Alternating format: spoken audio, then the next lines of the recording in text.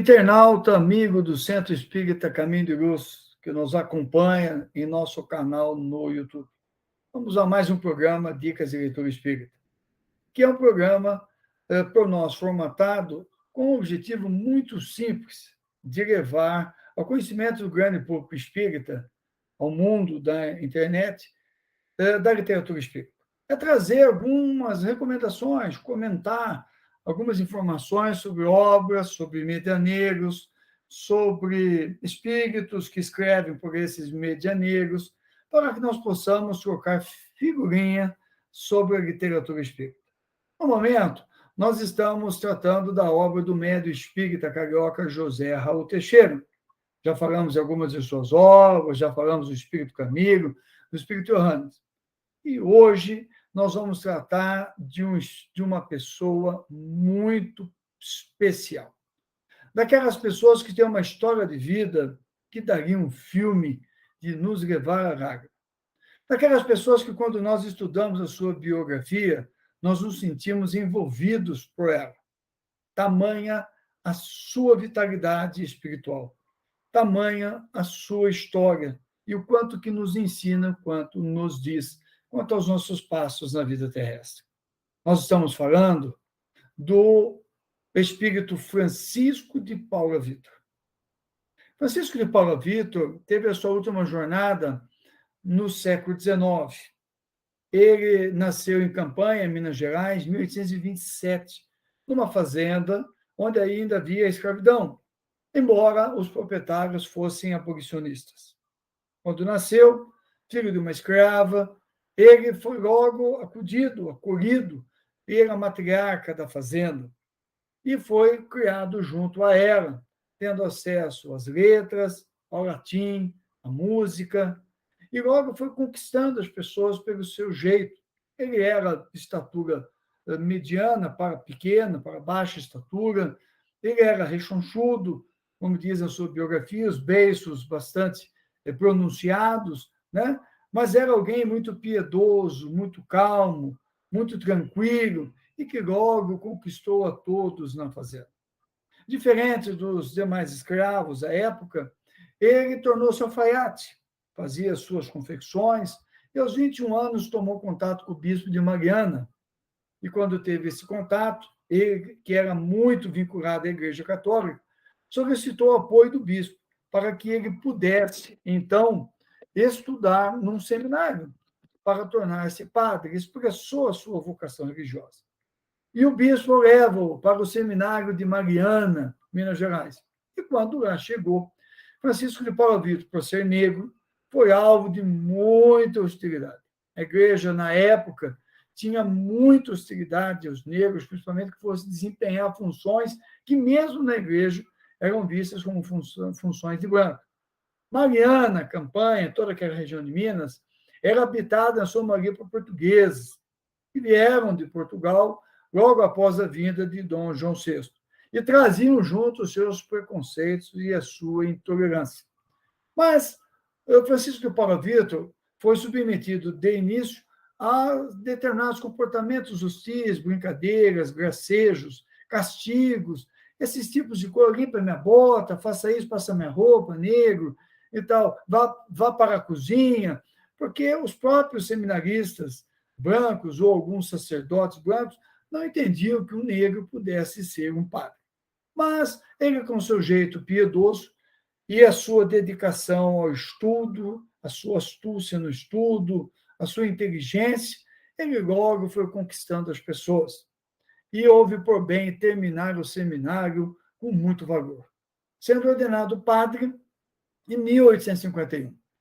O ano seguinte, 1852, ele foi nomeado vigário, pároco da igreja do município de Três Pontes, Minas Gerais. Quando lá chegou, ele, evidentemente, sofreu as mesmas agruras. Era um padre negro, rechonchudo, de estatura mediana para baixo, beiços pronunciados, talvez não infundisse muita simpatia nas pessoas. Mas ele assumiu sua paróquia e, aos poucos, ele foi dando, como a gente costuma dizer, tratos à boa, trabalhando, se dedicando, sempre muito devotado, ele iniciou o seu trabalho de vigário de uma forma muito intensa. Tão intensa que até desencarnar nunca deixou de rezar uma missa dominical. Vejamos o tamanho da sua dedicação. Ele desencarnou em 1905 e nunca deixou de rezar uma missa dominical. Ele logo foi conquistando a simpatia, atendendo os mais pobres. A sua casa logo se tornou um ponto de encontro para as pessoas necessitadas, a casa paroquial. Dizia-se que era o hotel dos pobres. Leprosos foram tratados por ele, pobres que não tinham por onde ir dormir na sua casa, tiveram a sua refeição.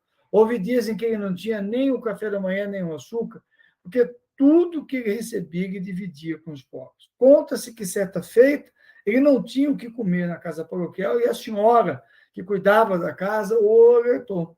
E ele foi, naquele dia, fez a missa de sétimo dia de falecimento de um fazendeiro. E a família doou um envelope fechado, que ele viu que tinha uma quantidade de dinheiro bastante grande. Indo para a casa paroquial, encontrou com uma senhora que aflita lhe pediu um trocado para comprar um remédio, que ela não tinha, o farmacêutico só aceitava fazer o remédio, aviar a receita do médico para alguém que estava muito gravemente enfermo, se pagasse. Ele não teve dúvida, enfiou a mão no bolso e entregou o envelope.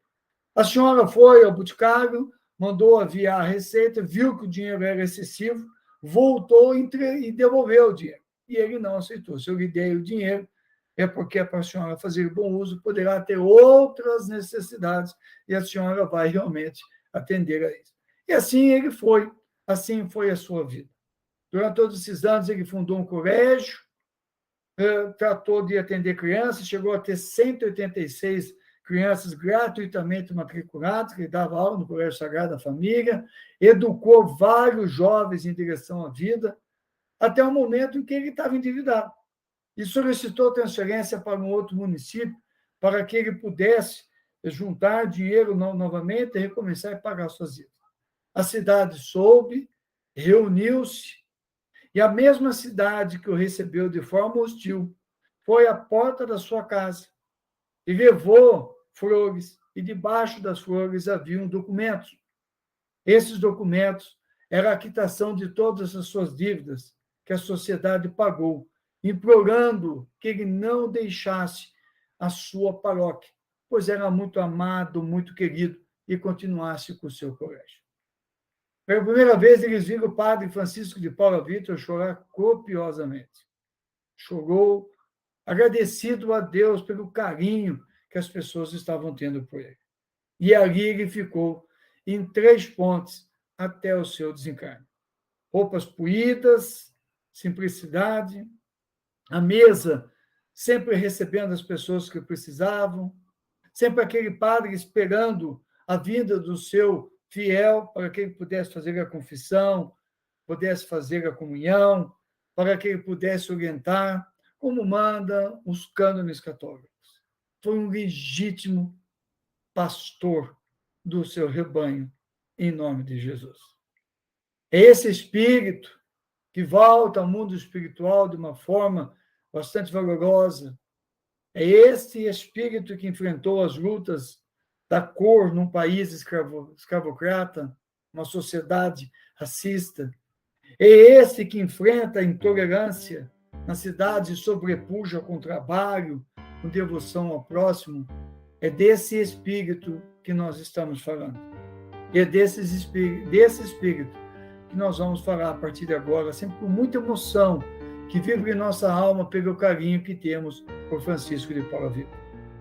Nós vamos comentar algumas de suas obras, vamos deixar para vocês aqui algumas orientações das suas obras, vamos dividir com vocês o bem que nos fez e nos faz ter tido o encontro nessa jornada reencarnatória com Francisco de Paula Vitor, que dá nome a algumas casas espíritas, uma particularmente que eu conheço, que é o Centro Espírita Francisco de Paula Vitor, em Limeira, interior de São Paulo.